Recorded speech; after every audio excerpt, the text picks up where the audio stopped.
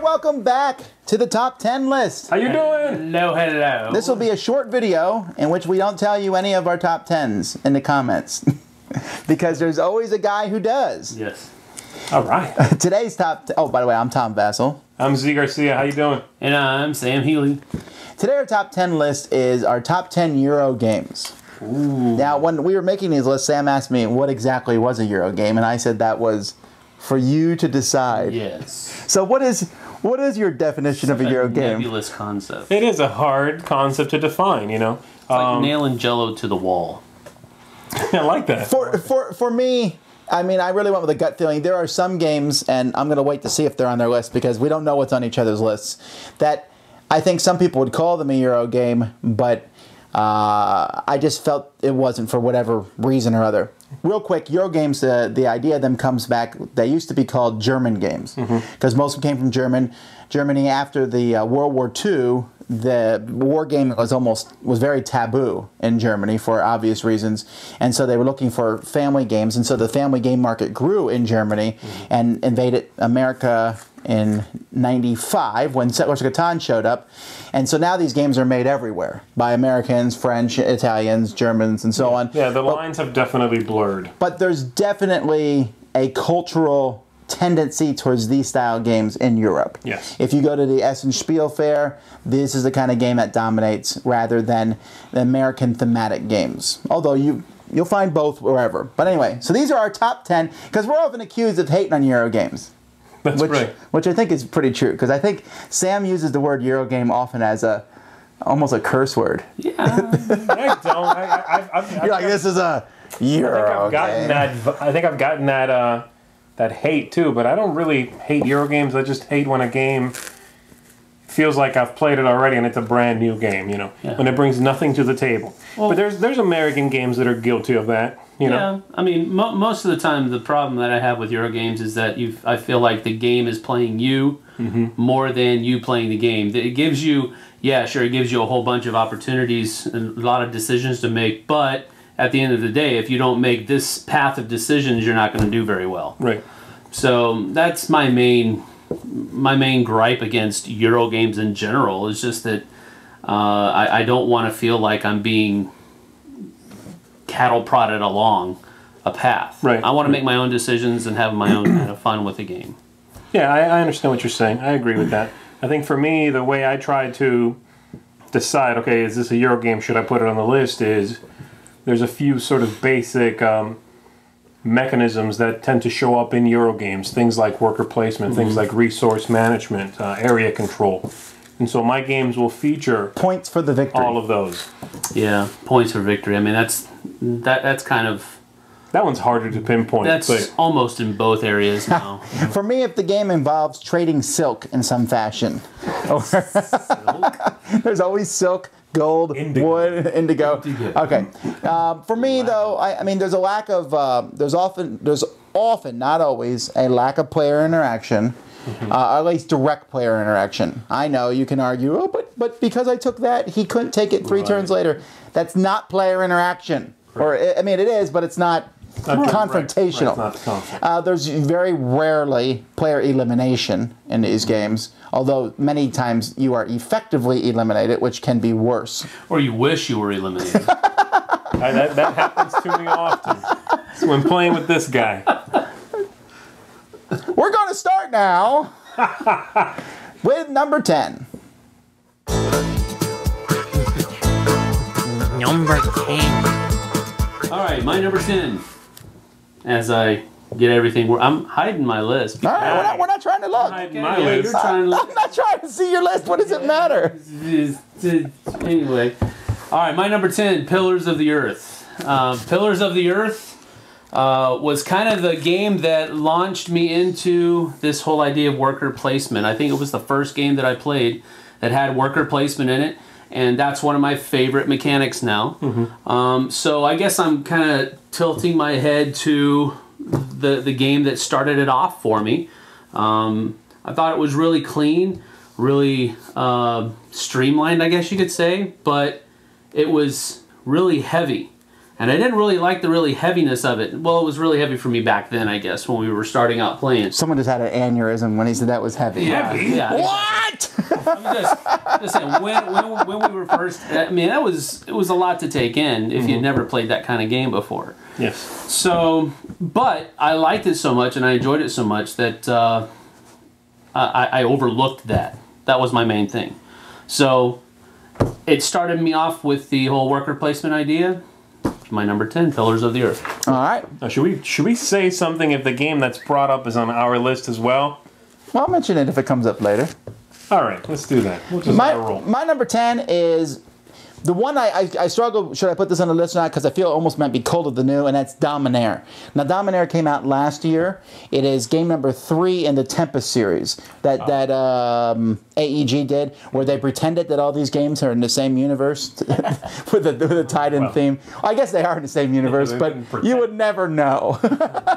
Okay, Dominaire, though, is this game. It's basically an area control game, but I love the game because essentially you're putting out. You have like a whole deck of characters, and each turn you get to pick one of the handful of characters to put out, and that character gives you income, gives you places to put different people on the board, gives you special abilities that you can use, but also gives you it moves you up on basically an attention drawing track, which can lose you points at the end of the game. Right. So the better character you put out, the more attention you're drawing to yourself to lose points. But there's such a huge variety of characters, but at the same time it's area control, and I love area control, especially when it's vicious. In this game you're constantly knocking each other out and doing things back and forth. It's a little longer than I'd like it to be. It could if you're playing with AP players, take up to 3 hours, I think, just because there's that much involved in the game, if you're playing with a full complement. But with 3 players, I think, which is a good sweet spot, it's a really solid game. Dominaire from AEG. I haven't actually played that one. Have you played that one, Sam? I have not. No, I got to try that. That sounds good. Cool. Yeah, and I like that series so far, the ones I've played. All right, my number 10 is In the Year of the Dragon. This is another game. This is my Stefan Feld for the list, and it's actually my favorite game from Stefan Feld. I feel. Guess how many Felds I have on my list? None. I liked his early games a lot, and later I got the feeling that he was sort of putting the same game out again. You know, the same game out over and over. But In the Year of the Dragon is my favorite from him. It has a really deep, rich theme. Has a lot of mechanisms, a lot of mechanics. The game gets a lot of hate because it's mean. It can be mean to the players. The game is very punishing. Not the players, but the game itself. The game itself, that's right. And it's not cooperative. It's a competitive game, but you have to survive. So you're playing other players and the game? Yes. Yeah, basically. I mean, basically, it's obstacles that you have to prepare for. You have 12 rounds, 12 months, and you know at the end of each month that there will be a specific challenge you have to overcome. And you cannot do them all. You have to pick and choose your battles and try to do the best you can. You hire characters, hope to have them survive, have them work for you. It's a very interesting game. I don't hear too much about it these days, but it's a solid hero. For good reason. I think I just vomited in my mouth a little bit. A little bit? Yeah. Let's get that back. I swallowed it. Okay, God, move on.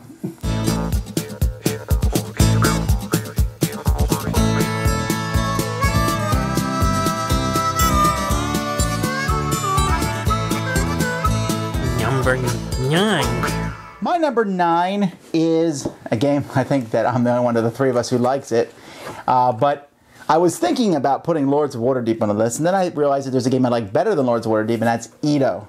Edo is a worker placement samurai game in which you send out workers to accomplish different tasks, and you need to collect different resources from around the board. It's a tight, mean worker placement game, I think, but I think the theme is very strong, which is why I like it. Edo. Tight, mean. Throws it out the window for me. You think it's too mean? Worker placement, okay, good. That's cool, but tight and mean, Have you played don't it? have time for it. Have you? It was a while ago. I haven't played it. Oh, you haven't played it. Well, I know Sam didn't like it. No, I don't like it. Right. In fact, a lot of players I played it with did not like it. Well, I tend to not like games that are overly this is going to sound You bad, just but said you liked In the Year of the balanced. Dragon. No, overly balanced, as in you have to do this or else. No, You know what I mean? that's not what I mean by this game being tight. I mean in this game you really have a lot of options, but you always feel like you're being forced out of them, or you go an option and you get messed over doing that. Okay. That's where I mean that comes in. Okay. So my number 9 is Ito. All right, my number 9 is Scylla, or Sia. I think it's Scylla. Spell it. It's Sylla. This is an Astari game from Dominic Earhart. And again, it's a game that gets overlooked a lot, but I think it's one of the best games in the Astari line. It's interesting because it has a lot of mechanisms, which I think is one of the reasons why a lot of people backed away from it, because the game has voting, it has drafting, it has... Has drafting? Yeah, there's drafting, there's voting, there's resource management, there's bidding. I mean, there's a lot of mechanisms, but they all coalesce well. It all works really well. It has a good Roman theme. It looks boring, no. It looks boring, but a lot of Eurogames could be blamed for that. It's a good thing we don't have that criteria on our list. But the game is a really solid Eurogame. I mean, it's obviously one of my favorites, and every time it hits the table, you get those choices right away, right from the first turn. You get those turns when you have to decide, okay, well, I could do this now, or I could save this character and use them to bid later. You know, it's got that. It's almost a push your luck idea. It's a really great game. I recommend you check it out. All right. Okay, then. All right, well, my number 9. And I've got to... Kalis. No, not Kalis. I've got to preface my statement a little bit, because this is this is an offshoot of a game that I really hammered on the overrated games list. And so I'm going to kind of... Is it Cosmic Encounter? Because you kind of... No, I'm not going to... The card game? Cosmic Encounter. Just tell us the game. All right, it's Catan Geographies, Germany. My number 9. Very specific, okay. Catan Geographies, Germany. With the really gorgeous looking buildings. Yes, with the awesome looking buildings, the extra things that you can do for rewards around, you know, building the different historical sites around Germany. Catan is done in and of itself. By itself, I'll put it that way. Right. It has to have some bling. It has to have some extra stuff infused into it for it to continue on, in my book. And that's what I think Catan Geographies did. Another nod to Catan Geographies' Struggle for Rome. That was also a cool implementation of the whole Catan idea. It's got to have something else to it. So that's why I included this. It's the only Catan game that I own, and it's the only Catan game that I will play. Well, here's my deal. I excluded Catan from my list because I know that Settlers of Catan led the Eurogame revolution, but to me it never felt like a Euro. It feels like its own bird, like gateway games. No, I absolutely. This is a minor spoiler. I would have put it on the list, but it's just not in my top 10. You know, but I absolutely think it's a Euro. No, See, I don't know that these gateway games don't feel Euro-y to me. When I think of Euro, I'm thinking of more involved worker placement. I see what you're saying. Total gut feeling. There's no criteria behind it. On to number 8.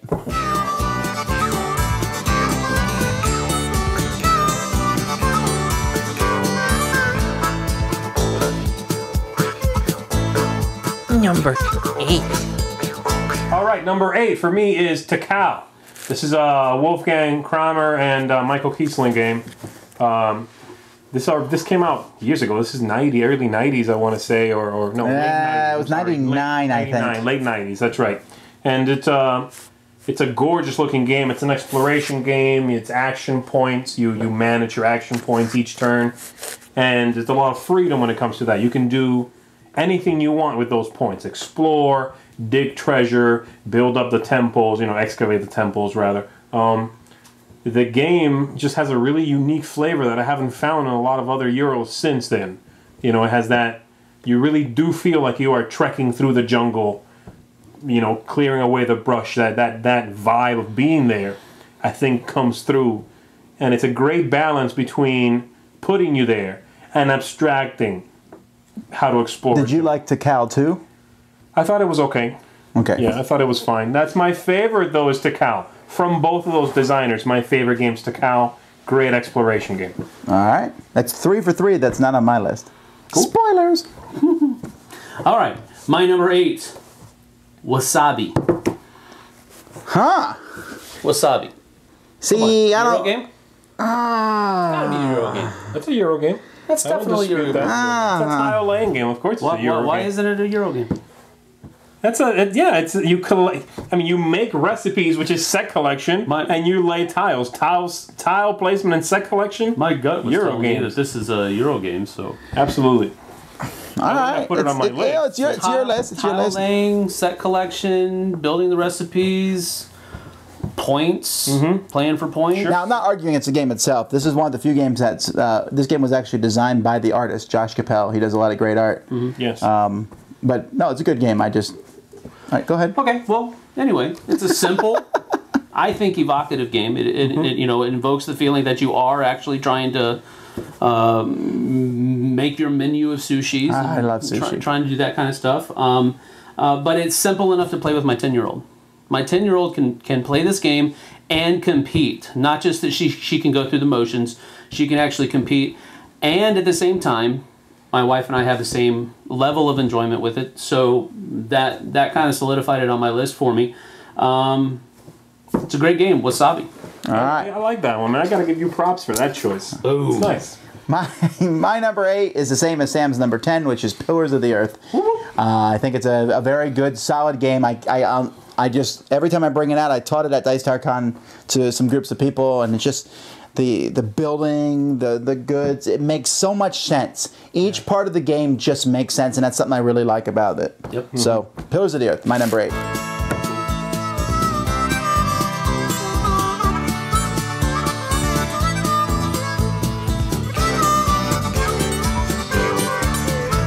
Number 7.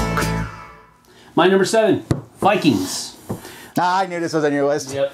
Ching! You knew it. Vikings is a really cool game. One of the things that I really liked about Vikings was that it didn't go with the stereotypical bloodthirsty horde, bunch of Vikings coming at you down your throat. To be fair, almost no Viking game does that. I wish more would. That's true. Well, the ones that do are not Euro games.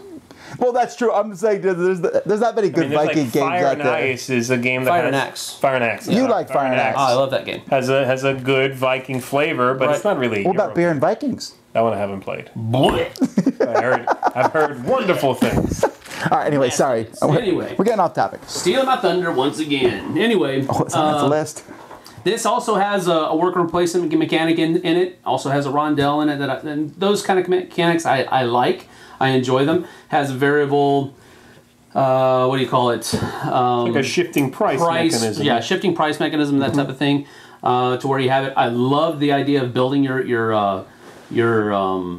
island out, and then each column had different things you could do with it, and you had to be careful. And I don't know. It's just a lot of good things about this game that I really enjoyed, and I think I got my copy from Tom.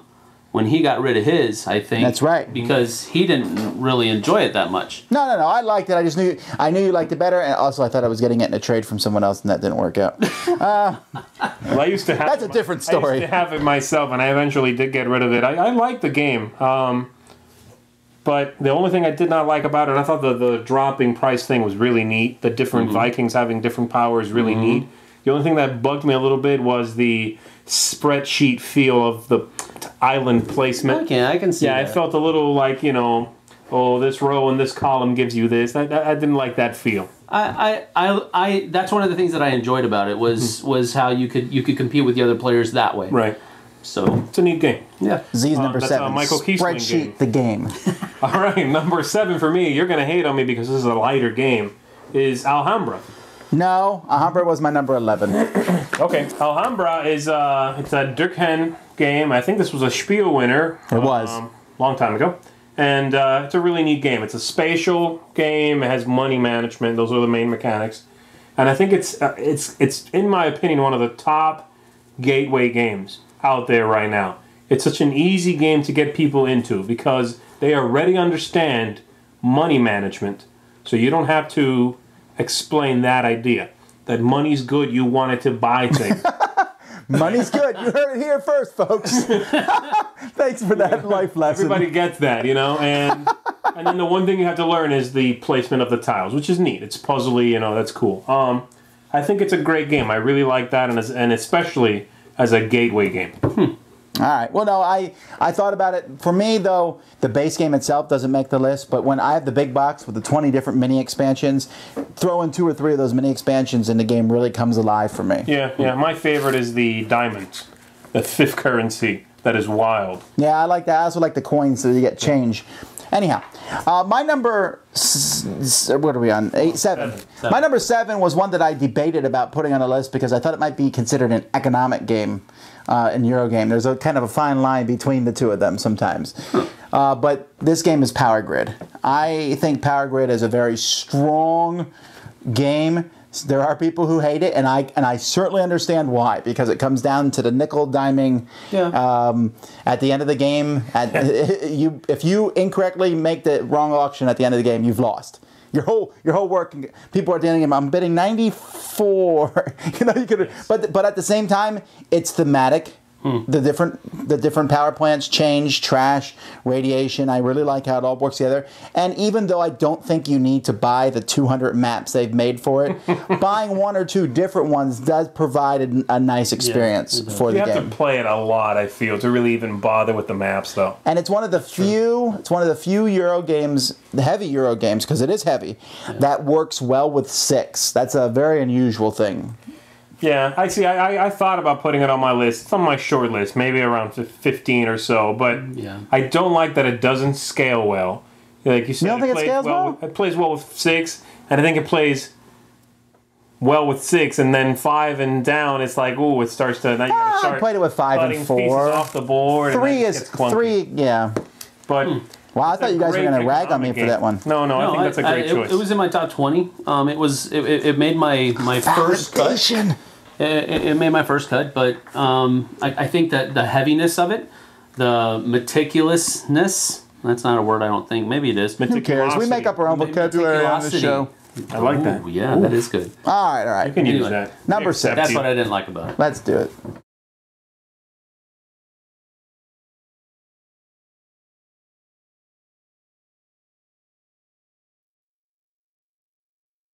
Number 6.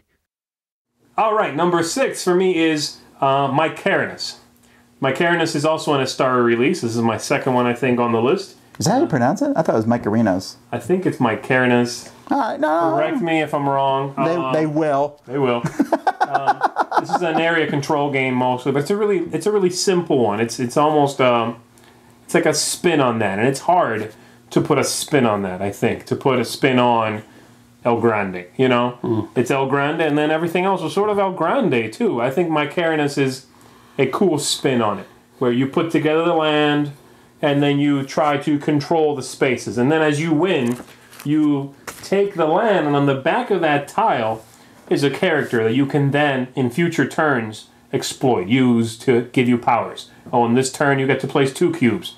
On this turn, you can, break rules, basically.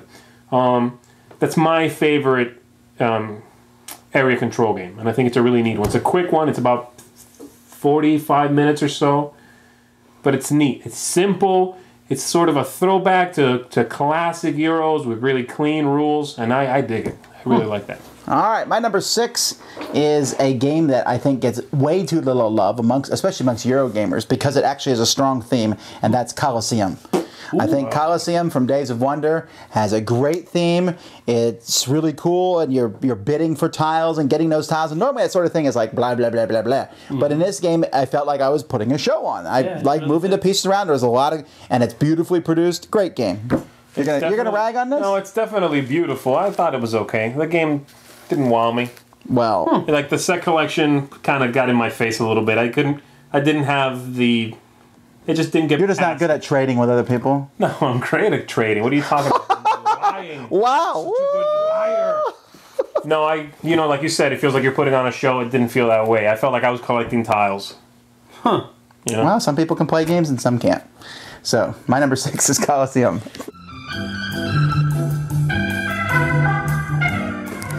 My number 6 is a game that's probably, he's not going to think it's a Euro game. I think it is. I think it's definitely a Euro game. Candyland. Is it I Monopoly? don't know what you did. Is it Monopoly? Well, Is Monopoly a Euro game? All right, its first incarnation was Wallenstein. So Shogun. Shogun. No, I think that's a Euro game. That's But I mean, it pushes. It's more of a hybrid, I would say. Yeah, I'll give you that. But I think the interaction, the contention that happens between players is minimalized enough. It's not just conflict for conflict's sake. You have to be. If you go into conflict for conflict's sake, you're going to get yourself in trouble. Yeah. So and that's why I think it fits into the whole Euro style arena. Right. Because you do have to think twice before you just, go after somebody. Well, I think any game where combat for the attacker it's like a known fact that it's going to be brutal for you too. Right. It kind of oversteps that idea that it's a war game. Right. Like That makes no sense. What are you talking about? It's a calculated decision that you have to make to But that's in Dune, and I wouldn't call Dune a Euro game. I kind of would. What? I don't know if I would. Probably not. Probably not. But something like Antica or Antique. Some people say Antique, some people say Antica. That game, there's combat. But it's like 1 for 1. You go in there with one guy, he dies. Right. Yeah. You know what I mean? That's a Euro game. That's not a war game. I agree. I'm just saying that the combat in Wallenstein / Shogun that's what I was thinking for first. I love the cube tower for combat. Yeah, I do. It should be used in more games. I mean, it's an awesome mechanic, and that's one of the reasons. That's one of the main reasons I put it on my list. I chose Shogun over Wallenstein because I like the theme better a little bit. Right. Wallenstein got a little old, the whole Germany map, and okay, fine, Germany, woohoo, you're a good country. Oh. But Japan. But I mean, I like Japan. I like the size of Japan's map better. I liked how it was a little tighter than the Germany map was, and so I like that a little bit better. But I thought it brought a really good balance between economics and conflict. It wasn't so heavy on the economic side. It wasn't so heavy on the conflict side. It balanced it pretty well. Right. So props to Wallenstein, but Shogun made the list and not Wallenstein. And that is also a Dirk Henn design. Wallenstein's better. No, it's not.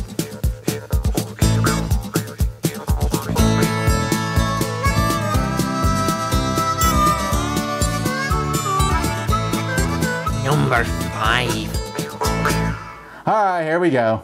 My number 5 is Agricola. What? Top 5? I really like Agricola. On a Shogun note. I will stand firm to my belief. I really like Agricola. I think Agricola really brought a lot of, to me, just diversity. And yes, He's a speed reader, by the way. you do not need to go and watch the overrated thing to see Zee's problem with Agricola. And I do understand it to some degree, but I think the journey in Agricola is that much fun. I think taking the different roles and the different ways to accomplish it, I really get a kick out of it. And I don't care if some people don't like farming sheep. This game, I think, made it fun. I think the best thing about Agricola is the animal meeples, and it doesn't come in the box. Journey Schmurney. I want my 3 hours back. All right. But I like it. I knew I was going to get garbage. All right, go ahead. Your turn.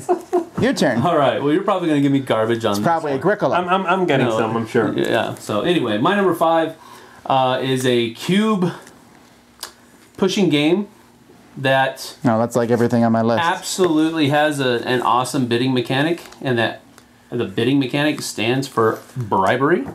You really like this build-up, don't you? Revolution. Oh! No, that's not a You were Euro making this game. sound Why is so it not a good. Euro game? That's an auction game. Straight up. No, that's a straight. Euro game. What Sure, is it's that? like- Why is that not a Euro game? It's a bidding game. It's a Euro game. Come on. How is that not a Euro game? It is absolutely a Euro I mean, game. it's barely a game, but it's a Euro game. Okay, I'm going to punch you in the nose. Go ahead.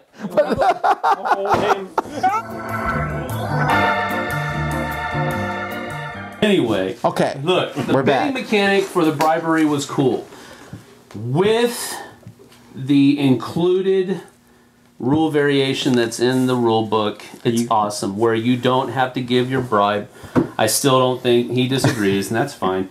I don't think it's a fun mechanic of a game.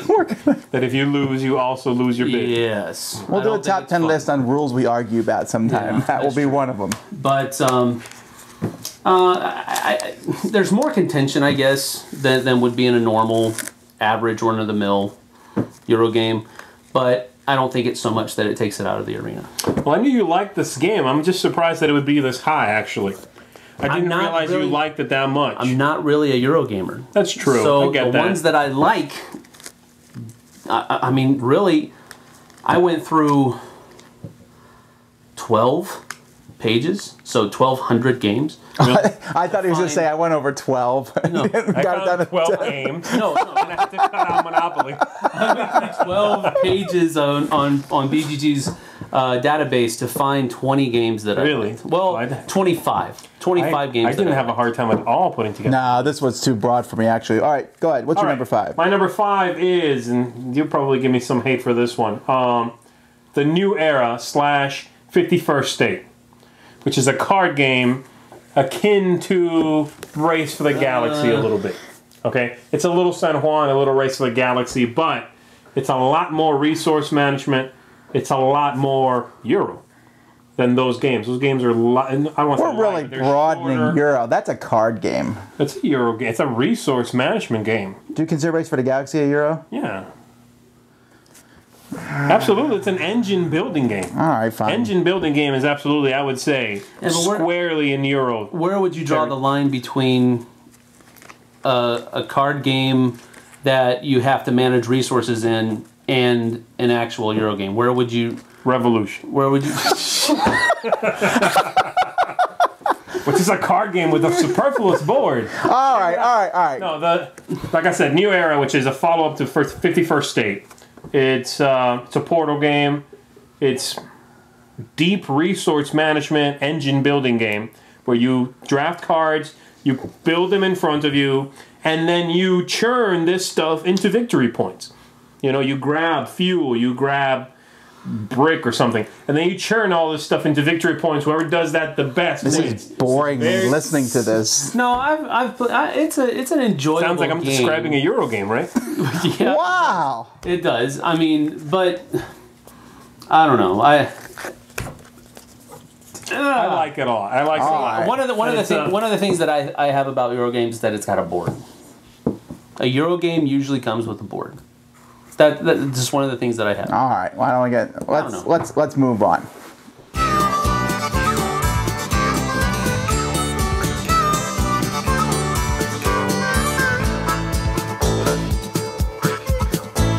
Number 4. My number 4. I'm going to take more garbage for this. Is Puerto Rico. Now look. I used to rag on Puerto Rico a little bit, saying, hey, if Puerto Rico had come out in 2005, 2006, it wouldn't have got the love that it got when it came out. And I'm incorrect on that. No, if it comes out today, it'll get the same love. I think it would, actually. I think Puerto Rico is a timeless game. I think there's a lot of things in it. Take the role, everyone else does what you do. That no other game has been able to pull that off. Yes, I know I'm going to preempt Zee's argument about the person to your right doing something. No, it's not. I mean, but I think that is a flaw of the game. I don't think Puerto Rico is perfect. But I think once you have people who do know how to play the game, it can be one of the most fun game experiences. When I played Puerto Rico with people who know what they're doing. Most scripted game experiences. But it's not scripted, especially when you throw in the different buildings from the expansions, because you don't know every combo. You don't. I don't know. I like it. No, I don't think it's scripted. I don't feel that way. Again, I think you have to play it 50 times and then maybe, yes, it's scripted. I haven't played it 50 times. I think it's fine. It didn't make my list, but it's a fine Euro game. It's a little bland for my taste. It didn't make my list. It wasn't even in the same zip code. We're so surprised. It was on the 13th page, and he's like, "Oh, Puerto Rico's on that page." Same galaxy. I'm not going that far. What's your number 4, sir? All right, my number 4 is Santiago de Cuba, which is really it's a smallish resource management game. Again, it's very light. It's not that light. Yeah, it is. No, it's not that light. You drive a car around and get resources. Yeah, and then you have to, when you get a resource, you have to... no, it's fun, but it's just really light. Use a building, which gives you another power. It's like a 2-tiered thing. Yeah, but it's super duper duper light. And then you take those goods and deliver them to the ship. It's got a little bit of Puerto Rico in it, actually, with the ship. Don't you say that! You don't think so? I don't care. I absolutely think so. Anyway, Santiago de Cuba gets no love, it feels. And I think it's an excellent, underrated game. Really neat game. It has that thing Tokaido has now, which is like the hotness, where you get to go as far as you want around a circular track appealing to someone. But the farther you go, obviously you cannot backtrack, and I think you have to pay the farther you go. Neat. It's a really neat game. I think the mechanics work together really well, and I really, really like it. Obviously. All right. Interesting. Give us a good game. Okay, well, it's a good game. Whether you'll agree that it's a Euro game or not, I don't know. My number four is Jamaica. A great racing game that has contention. Not a whole lot, though. I really like Jamaica. I love Jamaica. It's just not a Euro game. How is it not a Euro It's a racing game. Come on, it's its own genre. It doesn't feel like you're managing resources. It doesn't really feel It's like... a racing game. I just don't feel any of the typical Euro You things. gotta manage resources. Really? Well, that's true. You're putting them in the different. You gotta manage different resources. bits. You gotta manage your food. You gotta. Gold is points. You've made him sad. That's fine. That's good. You've disappointed your father. No, I don't know. If I was qualifying It's definitely not America. Jamaica, it's not. You're right, but I don't think it's so far the other way that I would think it say Euro. You know what I mean? I think it is. If I was qualifying that game though as a Euro game, it'd be high on my list. I mean, higher than now. Okay. Higher than now? You mean later? Higher than 4. Oh, higher than 4. All right. Well, let's find out what is higher than 4.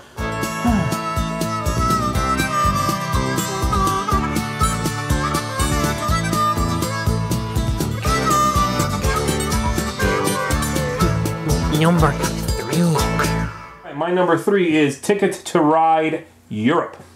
Ticket to Ride Europe is my favorite Ticket to Ride implementation. Again, I think it's a great gateway game, like Alhambra before it. You draft cards and play them. Well, you don't draft cards, I guess. So technically drafting. You draw. You draw, I guess. You draw cards, play them to make connections on the board, try to complete your tickets, blah, blah, blah. Everybody probably knows how to play this by now. Well, not everybody. Well, a lot of people. This game is huge. This game is probably the most famous game on my whole list. And some of that is I guess I just had for a a super narrow version of Euro, I suppose. Would you not say Ticket to Ride is a Euro? I mean, look, I know that it's very close. I just feel that it's in its gateway category family game. I mean, it's closer to Rummy than it is to a Euro game. Oh, which Euro game? Puerto Rico? Yeah. Yeah. Well, this is totally subjective list. It's no big deal. But I'm just trying to preempt. That's why Ticket to Ride is not on my list. That's all. I thought it was because I love Ticket to Ride. Yeah, I thought it was a valid choice. I debate No it. special powers. You draft cards and play them. I mean, you make connections. There's no direct interaction. There might be interaction, but it's never direct. It's got all those. It kind of hits all those points for me. There can be direct Wait a minute. interaction. He's really quiet. Is your No, number 3 not also direct. Ticket to Ride? No. Oh, okay. No, I didn't include Ticket to Ride on my list. Would you say it's not a Euro? I thought about it, but it didn't hit that. It didn't hit that gut feeling Didn't for hit me. that Euro feeling. Okay, don't ever do that again. I'll hold him. You punch him. Okay. That's it. I enjoyed that. Yeah. You okay? So, it was fun. Shut up and go. Okay, my number 3, and this is definitely a Euro game, so you guys can shut your yaps this time. We haven't even heard Number of it. 3, you laughed at me last time. I'll get you back, don't worry. Number 3, Manhattan Project. Absolutely Euro game. Yeah. Cannot. And the thing that I love about this is that it's a Euro game about building weapons of mass destruction. It just totally goes off the chart there, I think. Yeah, but it makes a really big deal to make sure that you're not using them. Yes, you're not using them. You're just building them. That's fine. You're building them and testing You're them. not They should shooting the work, gun. You're okay. just loading it. Yes. So it's okay for Walter White to produce the meth as long as he's not shooting it. Well, again, we go back to the worker placement thing. It's one of my favorite mechanics in a Euro game, so of course it's going to make my list. This one had a whole bunch of possibilities, but it remained tight and not mean. You know, I talked about being tight and mean earlier. So you don't think Tight, the whole not shooting planes, It bombing doesn't them? happen very often. Yeah, that's true. Doesn't happen very often, so it's really kind of in the background. And that, again, even if you choose to do that, you've got to be careful. It hurts you as much as the other person, you leave almost. yourself Yeah. So you can't really That's true. just go off on a whim like that. That's a good one. That isn't on my list, but that would have been 11 or 12. All right. Cool. My number 3 is a game in which I think when most people see this game set up on a table, they don't even think it's a Euro game. Louis. No, it's Age of Empires, or what's the redone name? I think it's called What's his name? Glenn Drover. Glenn Drover. Empires. Empires, something like that. But Age of Discovery. yeah, it looked, when you first saw it, looked like one of the big Ego war games with pieces everywhere. But it's definitely a worker placement game where you're putting the workers down and then sending them off to the different colonies for area control. It is an absolutely fun game. And I think some Eurogamers, when I first saw it, were like, plastic pieces instead of cubes. Oh my. You know, that just nonsense. There's a whole lot of player contention and interaction in that movie. But I don't think interaction is bad. For example, El Grande, which is a back and forth game in the same genre, there's a lot of back and forth there too. Here there's that war, but essentially it's I take one of your pieces off. And that to me isn't war. I think the plastic pieces fool people. If this game had come out in cubes, the Eurogamers have been like, let me play. But it's really a good game. That was 2 really bad stereotypes in a row. No. Sorry. All right. I really love you guys, Eurogamers. I can tell. Okay.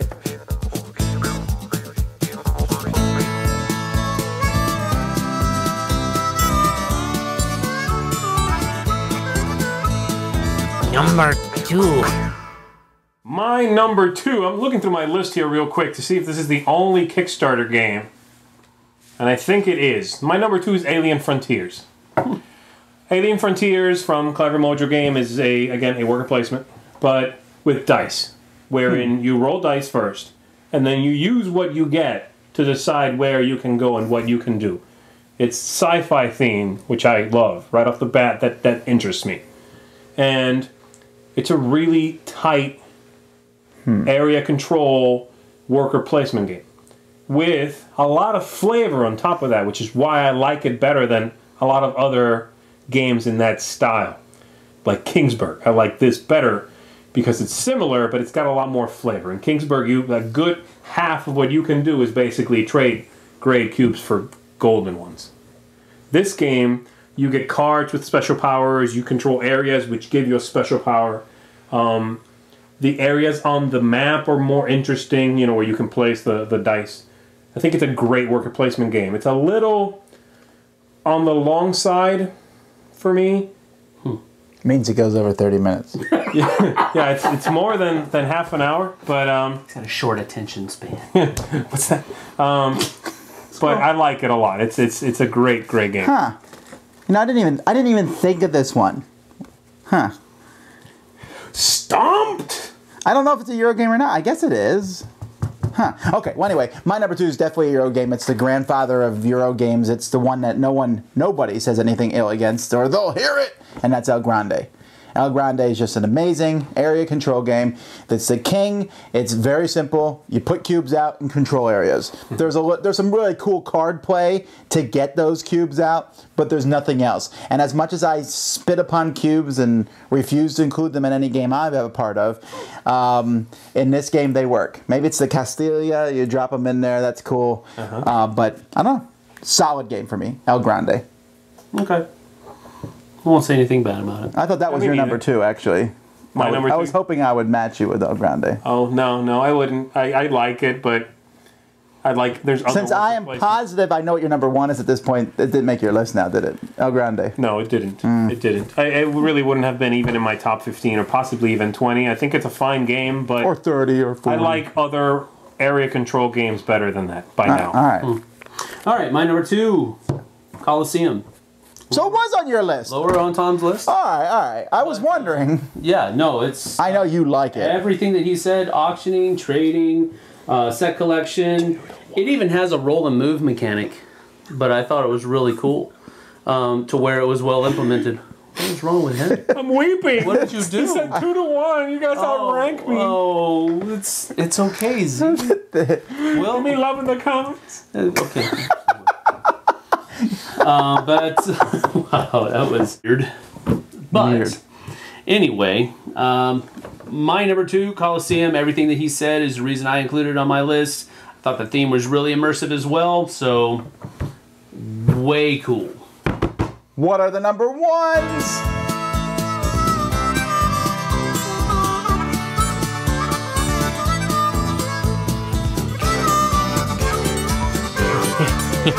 Finally, number 1. All right, so we'll have Sam go first, but before he goes, we each get one guess at what his number 1 is. Huh, okay.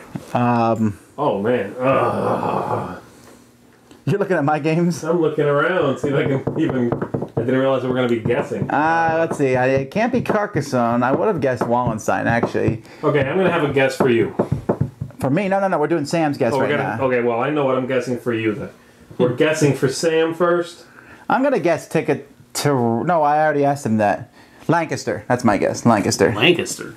Okay, I guess my guess is wrong. Oh, it's my guess. Just make a guess. How about... Twilight Imperium 3! Fortress America. How about that, Eclipse Exodus? That's not... Huh? That's nice and Euro-y, isn't it? No. No? I have no idea what you would pick. All right, my number 1. It's actually very similar to Pillars of the Earth, Stone Age. Ah! I could have guessed The that. thing is, as I was looking at the list, I said Stone Age. I'm like, oh no, Sam got that on his list. Ah. Well, really, this kind of replaced Pillars of the Earth for me because it's very, very, very similar to Pillars of the Earth, but it's a lot lighter. It's a game that my entire family can play. My entire family can be competitive at it, and it just really hits on all the pistons for me. I can play this with gamers. I can play it with non-gamers, and it's a game that, so far in my estimation, in my experience, everybody enjoys Stone Age on some level. I agree with everything you said. Just I disagree with the ranking. But other than that, I mean that you're right. Everybody probably enjoys Stone Age on some level. Yeah. Well, Like I enjoy, for example, Underwater, here it comes. and then leave it there. You don't like Stone Age? It's okay. It definitely doesn't replace anything. No, I agree that it doesn't replace Post Earth, but I thought it was pretty good. It's all right. I don't like the Sorry. dice. The dice for resource collection. That's a cool mechanic. It's random. It's really random. I don't like that. Yeah, it's max minimum. All right. You can mitigate it. Yeah. You can mitigate it. You just got to send more people out. You got to send the right number of workers out to collect what you need. And you can pretty much make sure, unless you roll really poorly, which is a possibility. You can. Another thing I don't like about that game, and this is such a silly thing. This is a nitpick for me. One thing I don't like in games generally is scores that are really, really high. And in that game, the scores are like 180 to 212. To That's like cool. The scores are really high. That's a stupid thing, but I don't like games that the scores are that high. There's only been generally. There's only been a couple of games that we played to where we've had really widely dispersed totals. No, that's not what he's talking about. He's talking about just I know general high number, but point inflation. Usually, it's in my family. It's usually a pretty tight game, point wise. We all have a lot of points, but Right, that's what I mean. We're pretty close. All right, guess Z's now. Z's? I don't know. I mean, I really have no idea. Okay, I'm almost 100% sure, especially after his comments and spewing on your Stone Age, that it's Pillars of the Earth. That's got to be your number one. My number one is Pillars of the Earth. Ah, victory! Cool. It's for the same reasons we I think that's the only game that's made all three lists, actually. Yeah, I think so. It's an excellent worker placement game. Yes, it is. With theme, with resource management, but never bland. You never feel like you're just pushing stuff around. You feel like you are taking stone and building towards the cathedral. You feel like you are When you're done, hiring more tired. Arms You know what I mean?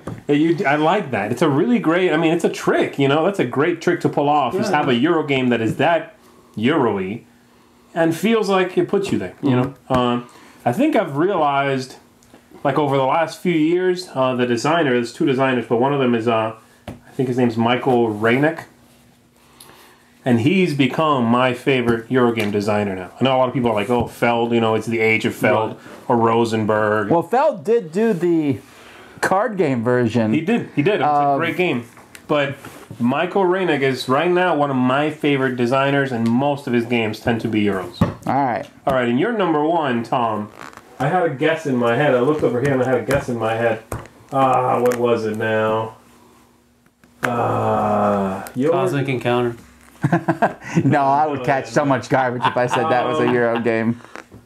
I want to guess Duel of Ages. maybe Kingsburg, although I don't know if you would consider that. It's very similar to another game on my list. That you both scorned. your list? That you scorned. That we scorned. You scorned one on my list, and this one's... Oh, we scorned I'm Agricola. looking. All right, you take too long to guess. This is going to be the most boring video forever. Games on Le the Havre. That was my guess originally. Was it? Yeah. Number one, Le Havre. That's what it was. Yeah, to me it does everything Agricola does, but my big thing I like about Le Havre is, unlike most Euro games, you often, you want to do something and you can't. And so you're like, oh, and you don't get to do anything fun that turn. In Le Havre, there's the awesome choice, and then there's the almost as awesome choice, and then there's the pretty cool choice. No matter what you pick, there's something cool, and I like that. Oh, I can't get those 10 fish, well, I'll take the 6 bread. You know, I like that because there's so many cool things. Real good. Fish or bread. I got 6 fish. Stop it. You only got 5 fish last turn. Yeah. I'm gonna make fish stick. All right, those are our top 10 Euro games. We are sure you disagree. Tell us in the comments what you think. You really think we're gonna get a lot of hate on it? I think we're that's my top 9 Euro games. Apparently, I've got one racing game in there. Go figure. Well, I have a card game. I know. Okay. I don't know. I don't think we're gonna get too much hate on this one. I think our choices, some of them are pretty down the middle. All right. Well, let's see what happens. Yeah. You can find all this and more at dicetower.com. Until next time, I'm Tom Vasel. I'm Zee Garcia. And I'm Sam Healey. And you've been watching The Dice Tower. Oh, that was really terrible. Missed. Fail.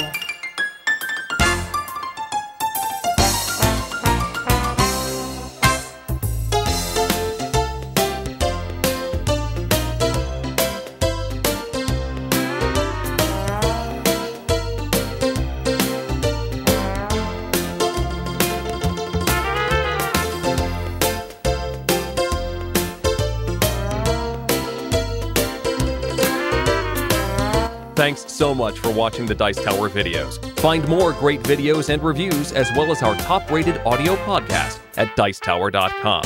You can also find other great shows at dicetowernetwork.com. I'm Eric Summerer, and you've been watching The Dice Tower. The Dice Tower is sponsored by Cool Stuff Inc., where you can find great games for great prices. Cool stuff in stock. Check them out at coolstuffinc.com.